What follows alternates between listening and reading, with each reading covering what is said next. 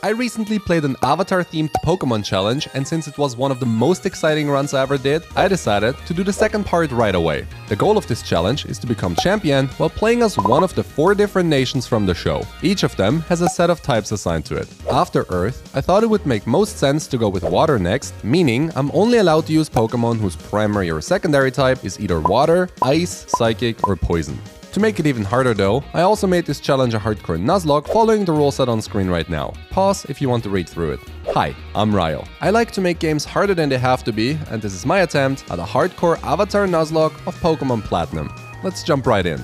Ever since awaking from my 100-year slumber back in Newbark Town, all I did was fight for someone else's cause. From the moment Lance and the rest of the Fire Nation leaders were defeated, I had this feeling of emptiness within me. I wasted months refining the same old skills and eventually decided that I wanted to do more with the gift that I was given. During our journey together, I promised Sokka that I would one day visit the great marsh he grew up in, and with Sinnoh being known for its strong water tribes, this could also be a great opportunity to learn the ways of the water along the way. After saying my last goodbyes, I was off to the region of the old gods, all on my own. Weeks later, I finally made it to Twinleaf Town. The woman offering me shelter noticed that their dull town was getting more visitors than usual because a few days prior, a young and bitter man with a big scar marking his face settled next door with nothing but some clothes and broken Pokeballs. While on my way to a nearby town, I wanted to pay this mysterious neighbor a visit, but right as I knocked on his door, he had already slammed it wide open and stormed off without a single word. As uncertain and strange everything appeared, I was excited to take on this new journey.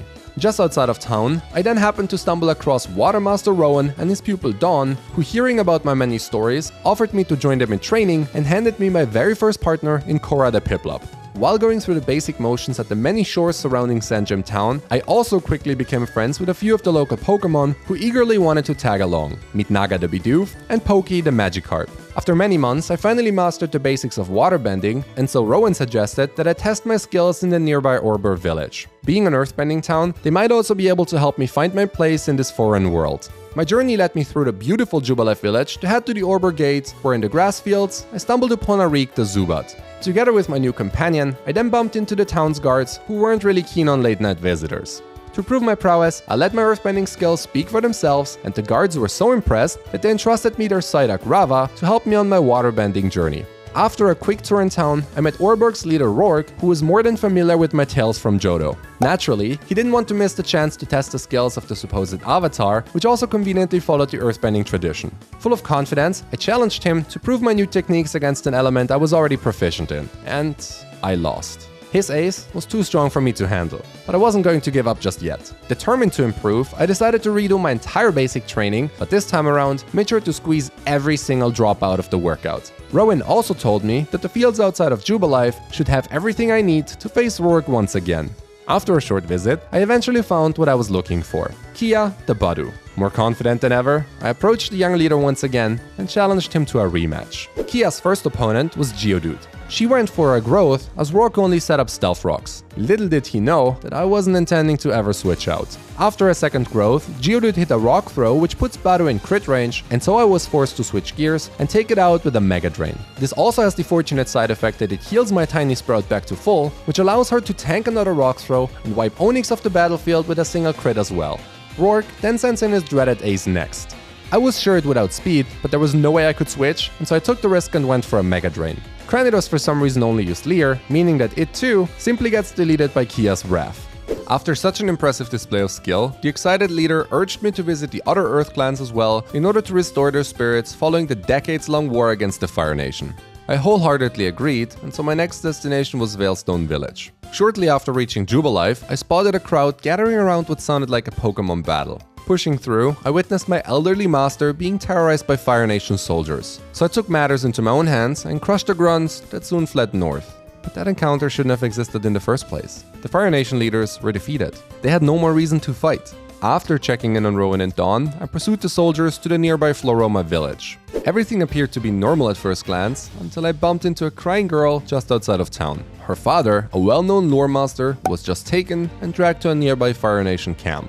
Puzzled about why they would continuously do such terrible things, I decided to pay them a visit and find out myself. Before I could leave, however, the girl warned me about their leader, Mars. Her ace was so strong that no one even dared to so much breathe in her direction.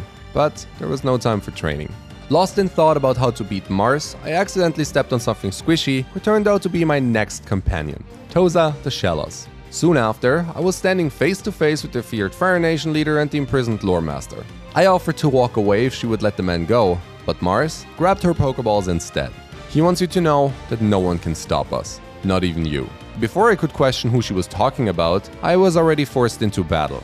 It took everything I had learned so far and left both Naga and Rava heavily wounded, but ultimately, I was able to overcome this vicious foe. The moment Mars Perugly fell, she, and with her the rest of the Fire Nation soldiers, fled the scene and abandoned their prisoner before obtaining whatever it was they wanted from him. While they left no traces about their plans, the lore master overheard a conversation that led him to believe that Eterna might be where I can find the answers I was looking for. With father and daughter reunited, I brought my wounded friends to the town's physician and continued my voyage up north. Amidst the shrubs of the Eterna forest, I then met a young healer who was equally lost when it came to crossing this maze-like woodland.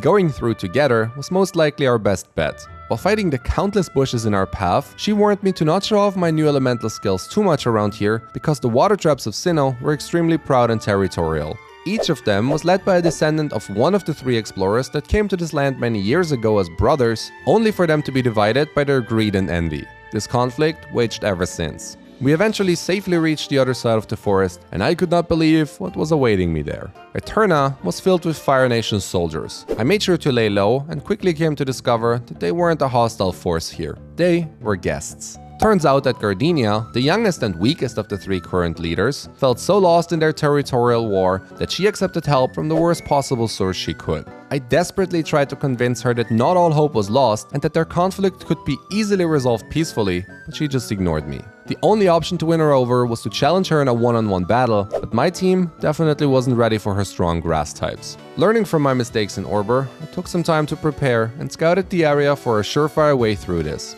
During my training, I met Milo and Katara, and both Korra and Arik also grew strong enough to evolve. Suddenly, I was looking at a solid team to face Gardenia. Her guards were no match for me as I approached the leader for battle. I brought out a Reek into Turtwig. A wing attack only barely missed out on the kill, allowing Gardenia to set up Reflect, which cuts my damage in half for the next 5 turns. I stalled out the annoying barrier with some lucky confusion self-hits before taking the Sprout Turtle out with a single wing attack. Cherim was up next, and after also surviving in the yellow, Gardenia went for a Leech Seed, which has the annoying side effect of dealing continuous residual damage and healing my opponent bit by bit. In order to shake it off, I switched into Milo. He unfortunately barely managed to scratch Cherim, but was able to bring her into potion range, allowing me to freely send in a Reek. After wing attack once again did about 80%, Gardenia treated me with yet another Leech Seed. To avoid giving her too much free damage, I decided to stay in and end the Withered Cherry Blossom with another attack. Roserade was up last and despite being faster, did way less damage than I had anticipated, so I was able to take her out with 2 super effective wing attacks. After proving my mastery to Gardenia, we secretly hatched a plan to liberate the village from our now common enemy. In the cover of night, we infiltrated their leader's tent and defeated her in a surprise attack. Without Jupiter, all the other Fire Nation soldiers retreated, meaning Eterna lost the shackles of its false ally. Soon after things calmed down, Gardenia shared some of the secrets she heard while making battle plans with Jupiter. The most important one had to be that the leader of the nearby Hearthome village, Ventina, was a carefully placed pawn by Mars and Jupiter. Being Sinnoh's centralmost city, this was a very strategically selected place. The imposter's main goal was to secretly recruit and train soldiers for their future endeavors, and so my squishy friends and I had no other choice but to move on to yet another day of freeing this world from tyranny. Together with my allies working Gardenia, I hatched a plan to attack the village through an unguarded mountain passage. The morning of our attack, a young lady came out of nowhere and handed me a stack of letters before disappearing just as quickly. I assumed it was one of Gardenia's people, as the papers appeared to have full records on General Fantina's battle strategies. For a mere pawn, she was well equipped with a fast and scary set of Pokémon that left me feeling hopeless once again. Looking for advice, Gardenia pointed me towards a long-forgotten mansion in the Eterna forest. As she was quite familiar with its layout, she accompanied me there in no time, and soon after, Eero the Ghastly appeared out of thin air. With that, the skirmish on Hearthome village began. We were quickly met by resistance, and battle by battle closed in on Fantina's hideout. Along the way, we made sure to free suppressed Pokémon, and some of them, like Mako the Meditite and Kia the Ralts, were courageous enough to join our cause. The battles also allowed Poki, Eero, and Katara to grow strong enough to evolve. Not long after reaching the village square, I managed to sneak past countless Fire Nation guards and finally stood face to face with the overwhelmed pawn. Since I had her battle plans, I knew she would be leading Duskull, allowing me to perfectly counter with Poké in return. He outspeeds and crushes Fantina's first Pokémon to bits, forcing her to bring in Haunter next. Unfortunately for the general, she too gets sent back to her Pokéball with a single strike, leaving only Miss Majors left to beat. After tanking a strong Shadow Ball, Poké was able to connect with a third bite that also activates my opponent's Citrus Berry. With both Pokémon in the yellow, I then used Arik to safely pivot into Katara, putting Miss Majors into checkmate with a single crunch. While I took out Fantina, my two allies and their armies used the ensuing chaos to clear the rest of the city. Luckily, all the imprisoned citizens of Hearthome were left unscathed. Rourke then informed me about receiving word from Maylene and that she was already looking forward to challenging the Earthbender that freed her people. I left the liberated city, knowing that it was in safe hands, and for the first time, I could simply enjoy my travels. There was no conflict in sight, only me, my squishy buddies, and the nature surrounding us. Days passed and eventually Veilstone City was in sight. Many wanderers I met along the way were also Earthbenders and traveled there to get a glimpse of Maylene's legendary skills. Through that, I was able to put together what Pokémon she had and quickly came to realize that her team was well equipped to deal with mine. Arik was once again my best bet, but Maylene had two Rock Tomb wielding powerhouses ready to counter that. Her ace Lucario was also nothing to trifle with. Fortunately, the solution to my problems wasn't far out of reach. All I needed to do to significantly shift the odds in my favor was to put in some training lessons with most of the companions that only recently joined my party. Oh, and before I forget, here is Icky. Despite having huge power, she isn't going to show up again in this story because I thought it would be better to let her rest for a while. I mean, look at this scared face. She has gone through enough. Anyway, as prepared as I could be, I approached Maylene's challenging grounds and was quickly stopped by Dawn and a unique-looking character who introduced himself as Crusher Wake. The man with his boulder-like stature turned out to be the leader of the nearby Water Clan. Hearing about Gardenia's recent endeavors, he wanted to make sure that no one else was making any pacts with her, just like Rourke did. Without letting me say a word, the distrustful man disappeared as quickly as he showed up. That means I could now finally meet Maylene. Since she was as excited about our battle as I was, she challenged me to a fight without hesitation. First up was Arik into Meditite. I knew Maylene was going for a super effective Rock Tomb first, but knowing Crobat was guaranteed to survive a crit, I confused her lead before getting hit by the predicted attack. I then used Mako to pivot into Milo, who after face tanking 2 Drain Punches and missing a Hypnosis, finally connects and puts Meditite to sleep. This allowed me to safely switch in Kia and boost her special attack with Calm Minds twice in a row, without the risk of having her speed lowered by Rock Tombs. This damage increase then was enough to one-shot not only Meditite, but the following Machoke as well. Lucario came out swinging and hit a Metal Claw for a good chunk of damage, before getting brought into the yellow by a single Confusion. After tanking another one and dodging a crit in the process, Kia was able to pick up the KO, beating Maylene's entire team almost all on her own.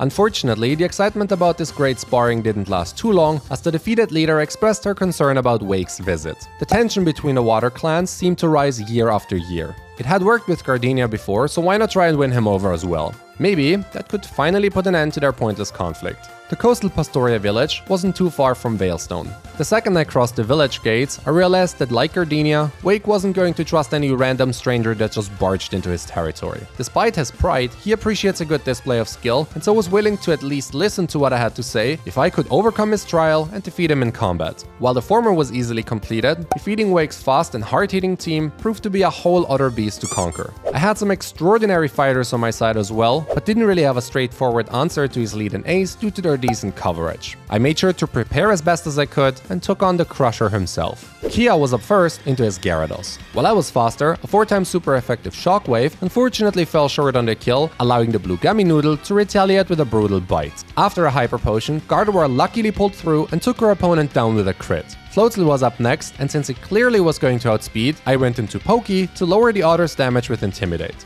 Wake, however, nullifies my advantage almost immediately, as he gets the defense drop from a Crunch. A second one also hits the lucky roll, all while Gyarados wasn't able to do much in return. I tried to desperately pivot into safer options, but didn't really get far, as Wake's ace chomped its way through most of my team, with freezes and crits getting dished out in the process. Because of that, most of my team was now sitting in the yellow, meaning my initial advantage quickly turned into an uphill battle. I tried bringing out Kia, but not expecting a brine, she took way too much damage, and with the rest of my team almost dead, I had no choice but to watch my favorite team member fall after another attack. Wake's ace seemed unstoppable. Despite Ice Fang crits just waiting to happen, I had little other options but to send in the only other Kia left alive. She miraculously hangs on with 15 HP before regaining just enough health from a Mega Drain to survive another attack. The second Ice Fang didn't crit either, allowing Roselia to KO this Rage-filled Otter and the following Quagsire with one hit each. Wake granted me the promised audience, and despite the Fire Nation using their senseless conflict to take over Sinnoh, he wasn't going to give in. Not as long as Candice was out there, ready to strike at the first sign of weakness. Seems like the only way to resolve this war was through her. But hey, maybe she's actually really nice and doesn't need to be convinced with a battle, right? While my journey to Pastoria resulted in little other than Kia's fall, it at least brought me all the way to the swamp I came to this region for in the first place. With Korra at my side, I spent hours beneath the pouring rain to meditate and figure out where my journey should take me next. This region's fights and quarrels weren't mine to begin with, but I couldn't let its people down. It was at this moment when a cold and squishy hand touched my shoulder. I turned around and couldn't believe who was standing right before me. Sokka. After getting struck down back in Goldenrod, I never thought I would see him again, but here he was, ready to fight by my side once more. Finding him gave me the much needed strength to continue my journey. On my way back to Veilstone to ask Maylene for advice about Candice, I once again crossed paths with the mysterious young lady from Eterna who told me about an old legend she found in a dusty book. It was talking about two gods, the keepers of space and time, that were imprisoned somewhere in this region. While these tales were only ancient folklore, it could be what the Fire Nation was after this entire time. To figure out whether there was some truth to this or not, I rushed to the only place in Sinnoh that might have the answers for it. The Great Canalavian Library. The city was on Earth Nation territory, meaning that traveling there wasn't going to be an issue. I was welcomed by a scholar at the city gates and told him all I knew. There was only a small problem though, as the only way to access the library was by proving myself worthy in the trial of the mountain. But they didn't know my power. Mako, Kia and Milo helped me to overcome this challenge with ease and also evolved in the process. With that, I could return to Canalave and complete the final part of the test by defeating the legendary Byron in a valiant battle. Outside of his lead Magneton, the rest of his team had little to no answers to my water types, so this should be a quick sweep. I brought Mako out, who immediately showed off his skills by critting Magneton into oblivion. Up next was Steelix, who sets up a Sandstorm, giving me a free switch into Poké to lower its attack with Intimidate. On the next turn, an Aqua Tail brought my opponent below half, before the Steel Giant returns the favor with an Ice Fang crit. I wanted to avoid needless deaths, and so I went into Toza, who was able to outspeed and pick up the second KO with a Surf. Bastardon came out last, but two more waves got it into Citrus Berry range, and from there, a final switch into Korra for a Bubble Beam was all it took to win me my easiest battle so far. With Byron defeated, there wasn't much time for formalities, and so I immediately went for the Great Library to glance over countless ancient texts regarding Sinnoh's old gods. After a while, I came across an old book talking about Dialga and Palkia, who were both imprisoned atop of Mount Coronet some 100 years ago. Master Rowan was convinced that whatever this bizarre lady had to say had to be nothing but a myth, because raging blizzards were preventing any sane person from reaching the spear pillar in the first place. I had no reason not to believe them, but with Candy's army still looming over the entire nation, there was no time for me to rest either. So far, I had to battle both Gardenia and Wake to win them over, and the final clan leader surely wasn't going to be any different. While treading through mountains of snow, I tried to come up with a plan to overcome my fiercest opponent yet. Aside from a wide range of coverage moves, she also had an extremely threatening strategy built around her ace. The hail set up by Abomasnow's ability activates Frostless Snow Cloak, which after a few additional evasion boosting double teams, allowed it to dish out 100% accurate blizzards while being almost impossible to hit in return. Luckily, Maylene used the Icy Tundra as a training ground for many years and helped me pick up some necessary encounters to increase my odds significantly. Say hello to Pepper the Swineup and Azula the Sneasel. I also made sure to evolve Pabu the Eevee, who I received as a gift for freeing the people of Hearthome. Shortly before reaching the Frosty Village, I was arrested by guards and accused of being a spy for the other clans. Candice had no idea that I was already 2 steps ahead of her. I used her pride to my advantage and challenged her to a fight. If she wins, I would serve her in her pointless war. If I win, she had to end this conflict once and for all. Thinking herself the winner already, she gladly accepted and handed me my Pokeballs. The overly confident leader brings out Sneasel first, and I counter that with Mako. After tanking an aerial ace like a champ, a Drain Punch immediately deletes Candice's lead and heals Mako back to full HP. This forces her ace out next due to it being the only Pokemon on her team that has super effective moves into Medicham. I then brought out Azula, who counters Frostla's desperate attempt to set up with feint attacks. Next came Piloswine, and so I switched into Korra on an Avalanche. In hindsight, that wasn't the brightest choice, because after a Bubble Beam barely misses out on the kill, the angry Snow Piggy was able to return the favor with an Earthquake. Since my starter was now sitting at 1 HP and definitely in crit range, I went back into Mako on a full restore. On the next turn, a Drain Punch takes Piloswine back to the red as it only set up Hail. One Drain Punch later, and Mako was now staring at an Aboma Snow. Since it had Wood Hammer, I didn't really want to risk a switch here and so decided to stay in. From there, a Drain Punch was enough to get the Snow Demon down to low health, and after somewhat shrugging off the anticipated attack, a Rock Smash ultimately sealed the deal. Candice's reign of terror was finally brought to an end, but the next conflict was already waiting. While I was on my way to deliver the good news, I suddenly came across two figures amidst the frozen trees. I managed to make out Jupiter, and right next to her, the mysterious man that arrived at Sinnoh not long before me. The moment he took his hood off, all the crazy things that happened until now became crystal clear. The Floroma Lore Master, Gardenia, Ventina, and all the other times the Fire Nation caused harm to people. They were all because of Zuko. Luckily, the two didn't spot me, and so I was able to overhear that their plans of reaching the top of Mount Coronet were almost complete. The tales weren't just tales after all. While I was clueless as to what they were going to use the Elegant Palkia for, this might be the last chance to stop them. Undeterred by raging snowstorms, I fought my way to the mountain peak and left countless defeated soldiers in my wake. There, the gods of time and space were towering over a man who would soon to be revealed as Cyrus, a firm believer in Lance's goals. Using a mythical red chain, he forced them to open a rift to a dimension the ancient scrolls only referred to as the Distortion world, home to the god of the underworld. That is when it hit me. Zuko was nowhere near strong enough to take over Sinnoh himself. He needed Lance and his mighty dragons to do the work for him, but first had to raise an army to even get there.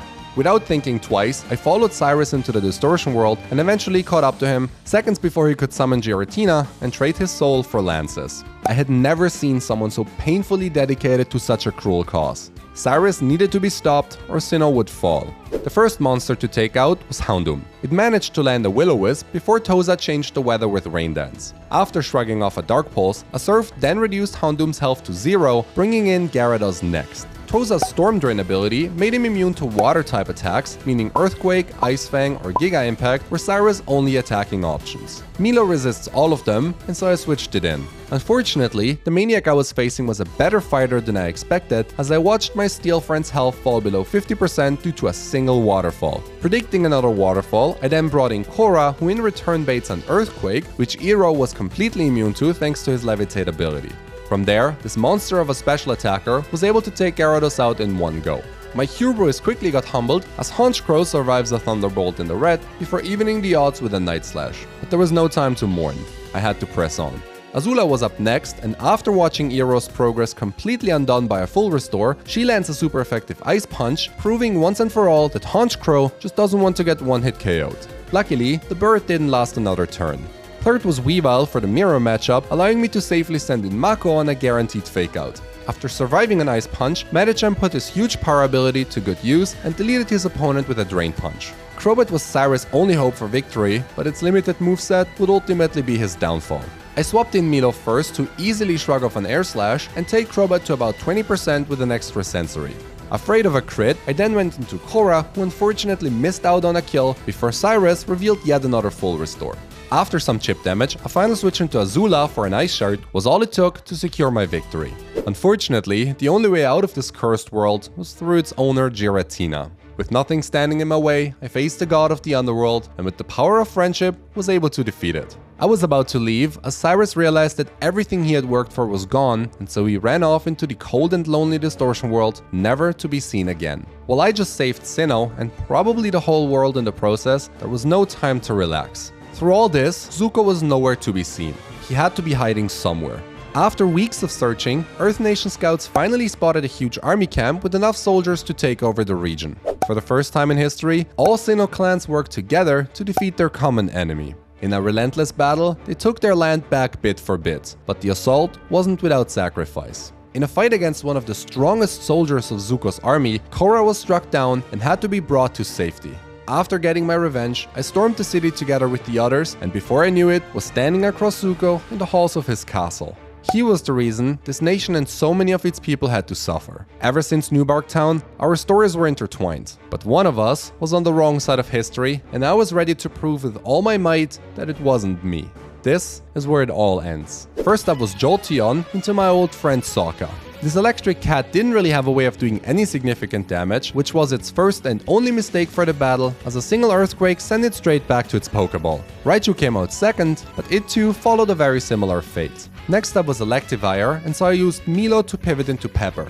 After absorbing a quick attack, an earthquake brought the glorified Electabuzz into Citrus Berry range, and another one sealed the deal. Zuko had proven once more that he was merely hanging on to a dream, as even his final Pokemon could not put a dent into Pepper before getting taken out. As quickly as he fell, so did Zuko's army. Sinnoh was finally united under the common cause of keeping its people safe. With the rising threat defeated, all leaders came together and decided to celebrate this occasion by rekindling their ancient tradition of the elemental trials. They also insisted that I should be the first to partake in this sacred ritual. In the old Sinnoh, also known as Hisui, young recruits were molded into real warriors by defeating 5 of their greatest heroes. I gladly accepted, and with this being the final challenge to test my mettle, I needed to bring my strongest companions. Katara, Arik, Pabu, Kia, Azula, and of course Sokka were the ones I decided to bring.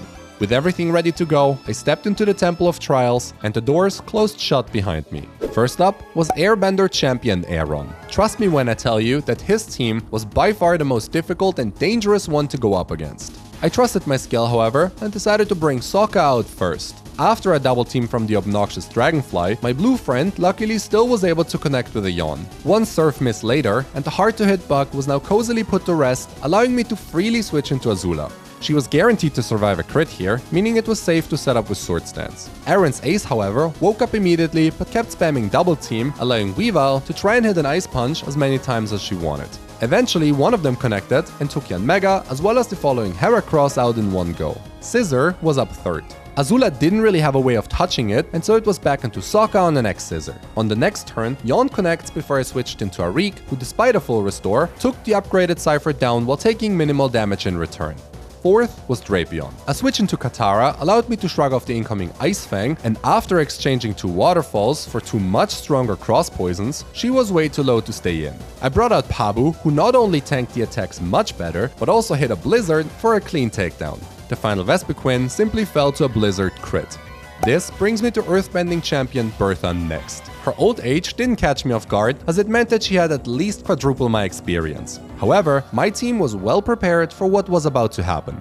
Wishcash immediately got sucked dry by one of Kia's Mega Drains. Next came Gliscor, who was threatening with 3 super effective moves, but since only Earthquake was stab boosted, I predicted correctly and went into Arik, who just dodged the attack.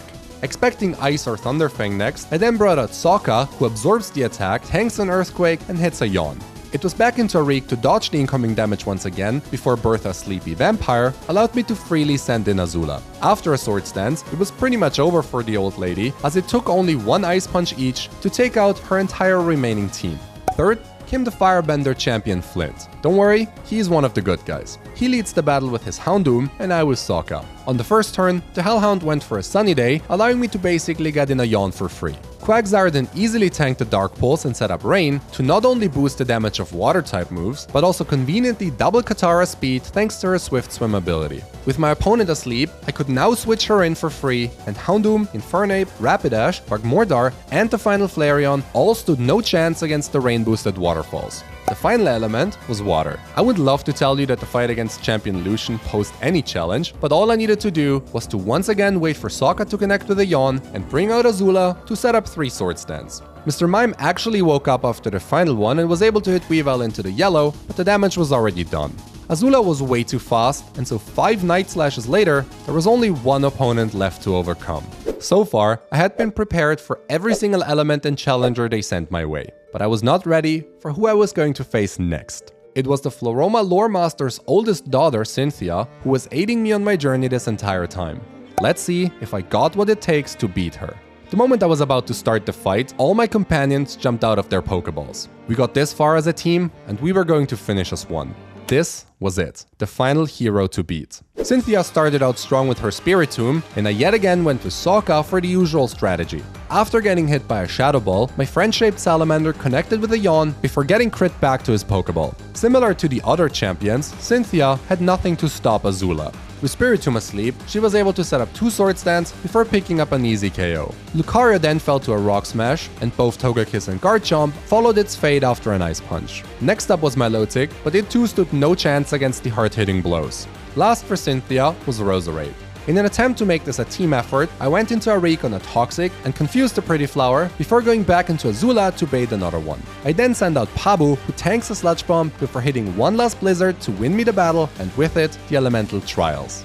And that's it. Like my previous Avatarlocke, I had so much fun playing through this. Creating a narrative around the Nuzlocke really boosts my creativity, and I hope you guys enjoy the resulting videos as much as I enjoy making them. If you do, please consider to like and subscribe. Also, make sure to leave a comment if you want me to continue this Avatar series. There are 2 more potential elements to go through, and if I keep connecting the stories, maybe there is a way to merge them all together in a huge video in the end. As always, thanks for watching.